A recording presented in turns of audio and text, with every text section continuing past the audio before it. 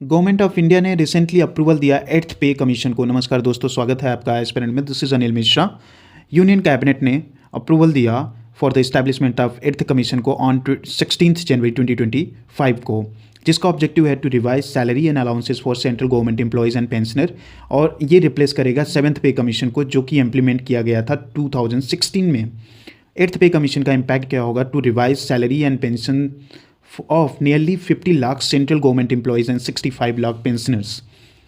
पे कमीशन क्या होता है? व्हाट इज़ पे कमीशन? पे कमीशन इज़ अ कमेटी जो कि सेंट्रल गवर्नमेंट के द्वारा सेट किया जाता है, ठीक है, to review and recommend changes in salary structure, allowances and pensions of central government employees and pensioners. ये कॉन्स्टिट्यूट किया जाता है every 10 years to ensure fair compensation in line with the inflation and changing economic condition. इसका nodal agency है department of expenditure under ministry of finance.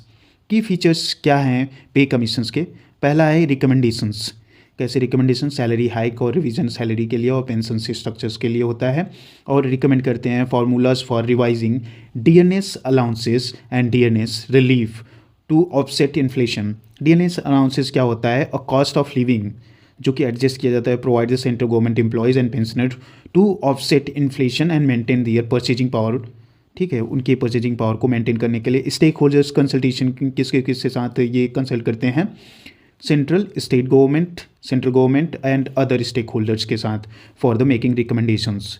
Implementation impact क्या होते हैं? Influence state owned organization and boost salaries across the sectors. Okay, और इनके recommendation जो है binding नहीं होते हैं, यूजुअली अडॉप्ट कर लेता है गवर्नमेंट, ठीक है। एक्सक्लूड कौन कौन होता है इसमें से?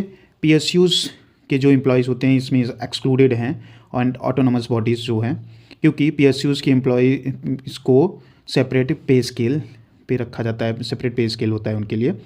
सिग्निफिकेंस क्या है एट्थ पे कमीशन का? इकोनॉमिक ग्रोथ जो है, इसमें इकोनॉमिक ग्रोथ होता है क्योंकि सैलरी इंक्रीज़ करने की वजह से डोमेस्टिक कंजम्पशन बढ़ता है, इस लीडिंग हायर इकोनॉमिक एक्टिविटीज़। और क्वालिटी ऑफ लाइफ भी इंप्रूव होगी, स्टैंडर्ड ऑफ लाइफ जो है गवर्नमेंट एम्प्लॉयज़ की एंड पेंशनर्स की। इन्फ्लेशन एडजस्टमेंट होगा इसके through.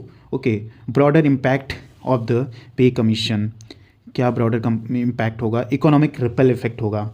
Higher disposal of income, ज़्यादा इनकम होने की वजह से ये इंक्रीज़ करेगा स्पेंडिंग को और बूस्ट करेगा demand and growth across the sectors. और एम्प्लॉयमेंट इम्पैक्ट क्या होगा? इन्हेंस करेगा motivation and productivity among the government employees. Challenges क्या आएंगे? ये क्रिएट करेगा फिजिकल बर्डन, जैसे कि सेवन्थ पे कमीशन लगने के बाद 1 लाख करोड़ का एक्सपेंडिचर एडिशनल बढ़ गया था, ठीक है। सिमिलरली ये एट्थ पे कमीशन में भी देखा जा सकता है, ओके। और it may lead to higher deficit if not manage carefully. अगर मैनेज ठीक से नहीं किया गया तो हायर डेफिसिट भी देखने को मिल सकता है। इन्फ्लेशन क्या होता है? Inflation is a rate at which the general price level जो है, general price level goods and services की बढ़ जाती हैं और परचेजिंग पावर जो है घट जाती है। Okay, purchasing power of money जो है घट जाती है। इफेक्ट क्या होता है इसके? Adversely impacted the house hold with the fixed income. जो फिक्स्ड इनकम हाउस होल्ड्स होते हैं उनके लाइफ पे बहुत ज़्यादा इम्पैक्ट पड़ता है और इरोड करता है रियल वैल्यू ऑफ सेविंग को इरोड करता है, सेविंग के जो वैल्यू हैं उसको इरोड करता है। बट बेनिफिट देता है ये बरोवर्स को due to reduce real interest rate. Okay, measurement जो है इन्फ्लेशन का CPI, WPI, GDP डिफ्लेक्टर और प्रोड्यूसर प्राइस इंडेक्स पे किया जाता है। क्विक रिवाइज कर लेते हैं कमीशन को।